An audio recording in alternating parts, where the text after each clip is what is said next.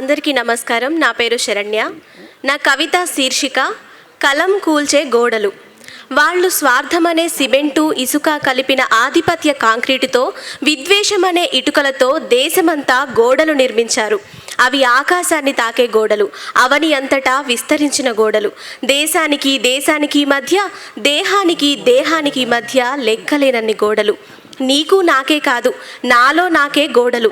ఈ గోడల్ని ఎవరు, ఎలా, ఎందుకు నిర్మించినా వాటిని కూల్చేసే బాధ్యత మనందరిది. ఎన్నో అవమానాలు, అణచివేతలు, దుర్మార్గాలు, దురాగతాల గురుతులతో నిండిపోయిన ఆ గోడల నిండా పేదలు, పీడితులు, స్త్రీలు, పిల్లల ఒక్కో కన్నీటి బొట్టు ఒక్కో అద్దంలా మారి ఎన్నో సాక్ష్యాలను మనకు చూపెడుతున్నాయి. చివరికి మమ్మల్ని కూల్చేయండని ఆ గోడలే ప్రాధేయపడుతున్నాయి. ఎందుకంటే కాలం కూల్చే గోడలు కావివి, కలం కూల్చే గోడలు.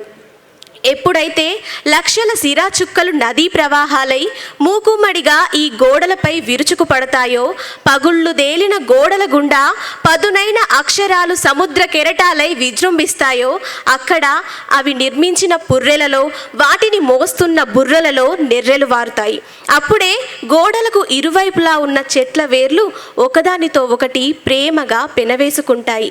ఇప్పుడు అక్కడ గోడలు కాదు, భూమి పొరలను చీల్చుకుంటూ మానవత్వపు విత్తనాలు మొలకెత్తుతాయి.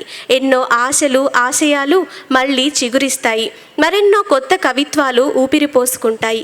ధన్యవాదాలు.